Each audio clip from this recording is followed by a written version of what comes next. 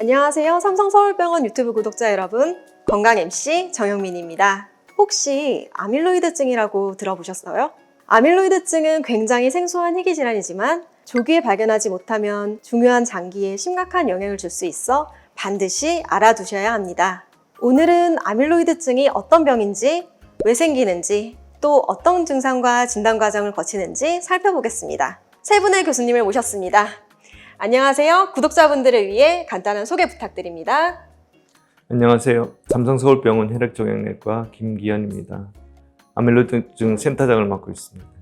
안녕하세요. 삼성서울병원 신장내과 전준석입니다.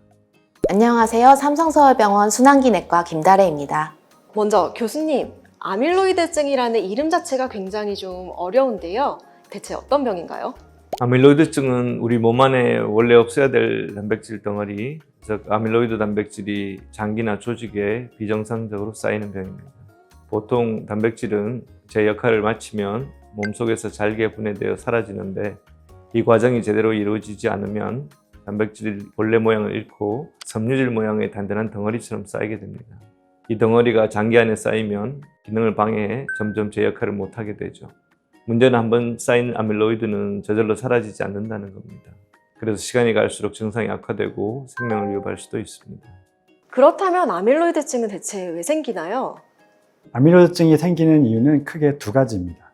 하나는 단백질이 원래부터 잘못 만들어지는 경우이고, 다른 하나는 정상적으로 만들어졌더라도 몸에서 제때 분해되지 못하는 경우입니다.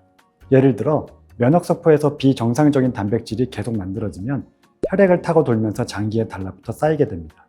또 류마티스 관절염처럼 염증이 오래 지속되면 염증 과정에서 나온 단백질이 분해되지 못하고 차곡차곡 쌓이기도 하죠. 유전적인 요인으로 평생 동안 잘못된 단백질이 만들어지는 경우도 있고, 나이가 들면서 단백질이 점점 불안정해져 쌓이는 경우도 있습니다. 즉, 원인은 제각각이지만 공통적으로는 정상적으로 처리되지 못한 단백질이 장기에 축적되어 병을 일으키는 것입니다. 아밀로이드증에도 여러 유형이 있다고 들었는데요. 대표적으로 어떤 유형이 있나요? 아밀로이드증은 발생 원인에 따라 여러 유형으로 나뉩니다. 환자분들이 가장 많이 접하는 네 가지를 설명드리면요. 첫째, 원발성 아밀로이드증 AL형입니다.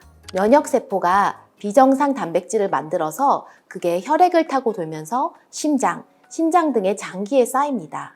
진행이 빠르고 적극적인 치료가 필요한 경우입니다. 둘째, 2차성 아밀로이드증 AA형입니다.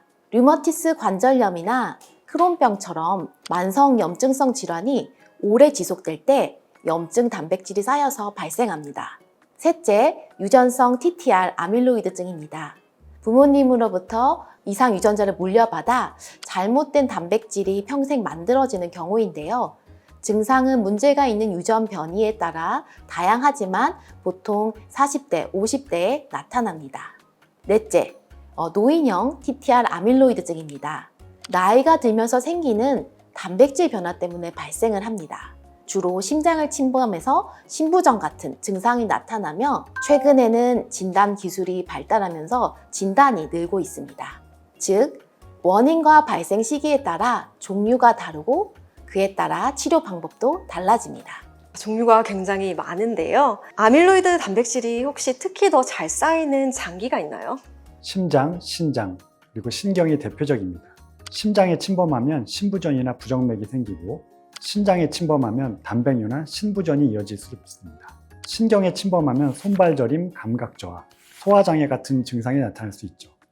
이렇게 여러 장기에 동시다발적으로 영향을 주기 때문에 환자분들이 일상생활에서 큰 불편을 겪게 됩니다. 구체적으로 어떤 증상이 나타나나요? 심장에 쌓이면 숨이 차고 쉽게 피곤하고 갑자기 가슴이 두근거리거나 어지럽고 쓰러지는 증상이 나타날 수 있습니다. 심장을 침범하면 소변에 단백질이 빠져나와 거품뇨가 생기고 부종이나 신부전으로 이어질 수 있습니다. 신경에 영향을 주게 되면 손발이 저리거나 감각이 둔해지고 소화기 신경까지 침범하면 변비와 설사가 반복되기도 합니다. 문제는 이 증상들이 여러 장기에 동시에 나타난다는 점입니다. 그래서 환자분들이 느끼는 피로감과 불편함이 매우 크게 됩니다. 말씀을 듣다 보니 증상이 다른 질환과도 굉장히 비슷한데요. 그래서 잘못 진단이 되거나 뒤늦게 발견이 되는 경우도 있나요? 맞습니다. 아밀로이드증 같은 경우 조기 진단이 잘 안 되는데요.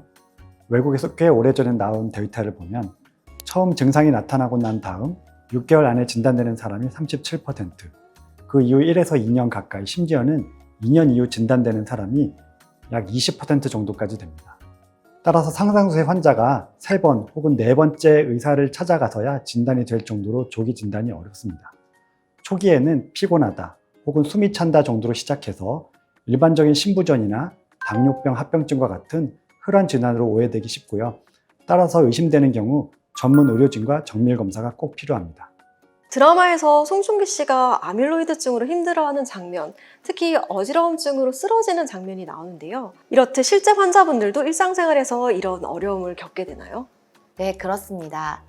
드라마에 나온 것처럼 환자분들이 갑작스럽게 어지럽거나 기운이 빠져서 쓰러지는 경우가 있습니다. 심장이 제대로 피를 공급하지 못하거나 자율신경이 손상되어 혈압이 급격히 떨어지기 때문인데요. 그래서 혼자 외출하기가 어렵고 일상생활에 크게 제한이 됩니다. 단순히 피곤하다라고 생각할 수 있지만 반복된다면 반드시 검사를 받아야 합니다. 조기에 발견할수록 치료 효과가 크기 때문에 이러한 증상을 가볍게 여기지 않는 것이 중요하겠습니다.